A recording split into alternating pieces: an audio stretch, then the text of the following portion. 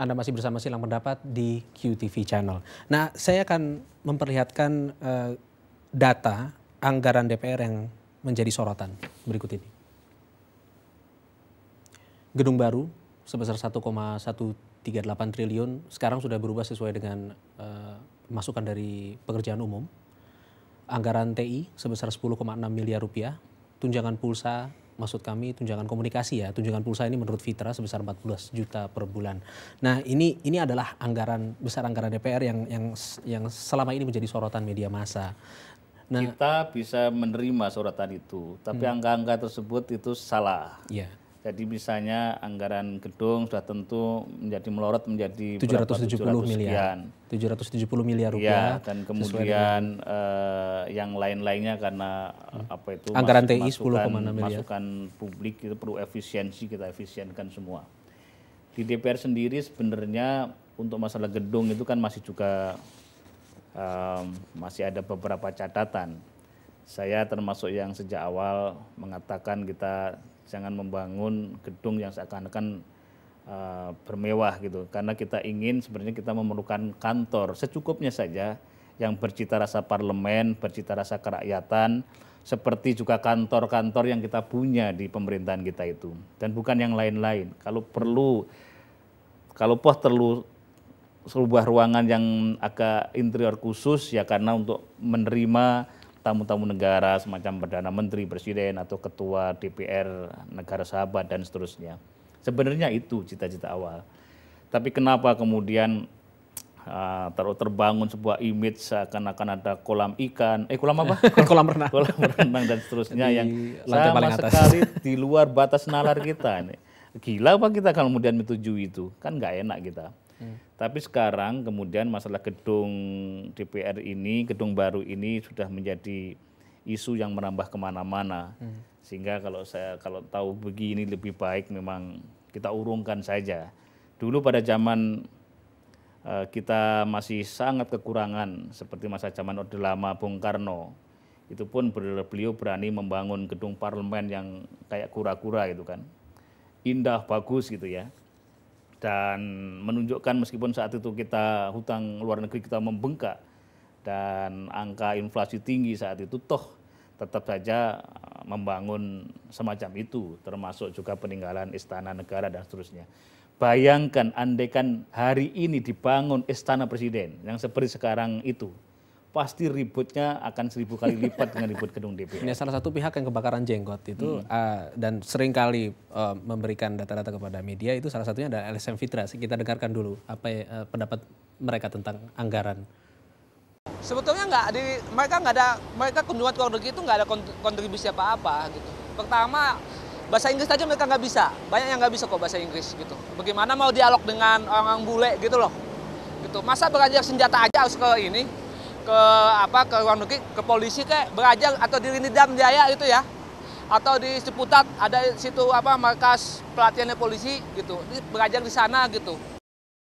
Ini komentar dari Ucok Sky Kadafi ini berkaitan dengan kunjungan kerja yang seringkali dilakukan oleh anggota DPR tapi menurut dia tanpa hasil. Nah, bagaimana menurut Anda? Ya, kunjungan kerja sendiri rencananya memang kita evaluasi.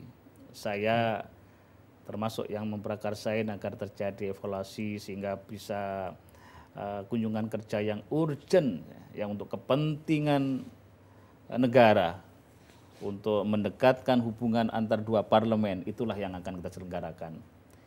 Tapi juga jangan ngeritik dengan mengolok-olok seperti itu. Jangan. Anggota DPR banyak yang bisa bahasa Inggris ya Pak maksudnya? Ya sudah tentu tidak seperti itu semuanya. Jadi tapi kan kalau modelnya kita ini sekarang, saya khawatir bangsa ini terjerembab pada keinginan saling menjatuhkan dan mengolok-olok. Ya kalau gini ya kita nanti kelak akan ya menjadi seperti Don Quixote ya pada cerita itu di Eropa itu.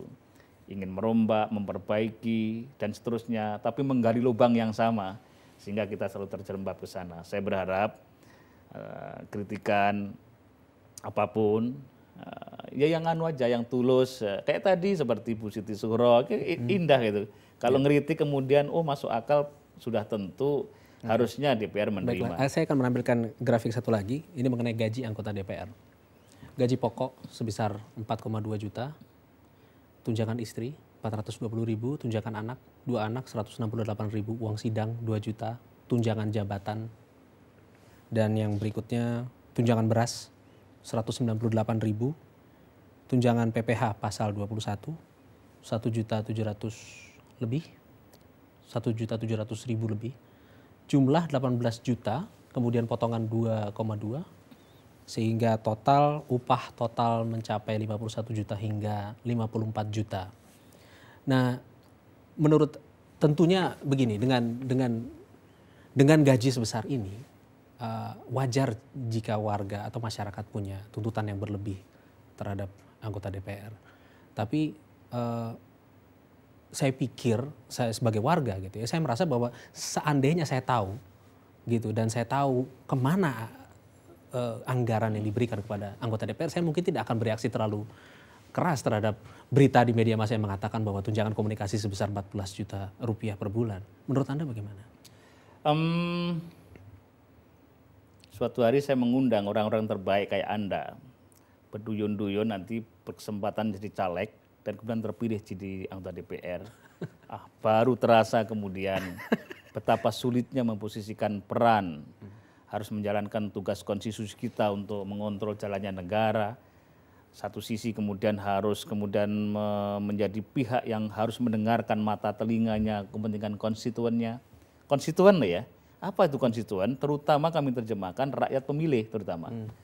Yang ribut kan seringnya LSM di Jakarta. Tapi kalau itu kritikan dari akar rumput dari ini, wah kita memang terima dengan baik. Tidak semua LSM saya kritik ya, ada 1-2 yang kami bertanya-tanya motifnya, tapi yang lain-lain bagus. Terutama kalau kritikan itu dari masyarakat dan dari kalangan kampus, itu biasanya terukur. Ngeritik tapi perbaikan, oh iya akhirnya kami, yang sebut kami itu DPR ya. Kan DPR sendiri kan dari 560 anggota Anda bayangkan, dan semua adalah para pemimpin atau merasa pemimpin karena terpilih secara langsung. Dan di situ tidak ada yang jadi komandan yang harus diikuti. Saya, Pak Marzuki Ali, dan pimpinan lain yang berlima itu tidak punya kewenangan memerintahkan anggota siapa begitu untuk mengerjakan apa. Karena memang tradisi di ANU berbeda dengan pemerintah. Kalau di eksekutif, presiden mengambil keputusan, menteri-menteri turut. Kalau di sini tidak. Nah, ini pinter-pinter kita kemudian untuk mengayun kebersamaan, bagaimana ini baiknya dan seterusnya. Karena pimpinan DPR pun di sini posisinya bukan bos, terus terang begitu, tapi lebih hanya mengkoordinir dan hanya menjadi juru bicara. Sehingga kalau kemudian kejadian seperti ini tadi, kok kenapa begini? Mau nggak mau naluri ya, saya tetap harus menjadi juru bicara dari DPR. Meskipun sebenarnya saya ngeritik, inilah kan gitu lah. Karena gara-gara ini kita mendapatkan kecaman dan seterusnya. Tapi karena sistem kita memang sekarang seperti itu dan kita sekarang lagi memang uji coba terhadap pengembangan demokrasi, saya setuju DPR RI harus berbenah diri dalam arti yang sebenar-benarnya. Saya terus terang hari-hari ini kalau mau jujur setengah agak sedih dan malu begitu, tapi ya karena kami harus bertugas, tetap saja kami menjalankan tugas dengan baik. Percayalah bahwa di DPR ini masih juga bertebaran hati nurani. Bukan hanural ya, hati nurani. Bertebaran hati nurani yang masih punya keinginan, cita-cita membangun negeri dengan baik, mempunyai hati nurani bahwa kita ini dari rakyat dan untuk kepentingan rakyat, dan sama sekali jauh dari apa yang dikatakan berfoya-foya tadi. Baik, terima kasih atas kebersamaan Anda. Kami akan kembali dengan narasumber dari LSM Fitra, Hadi Prayitno. Tetaplah bersama kami di Silang Pendapat.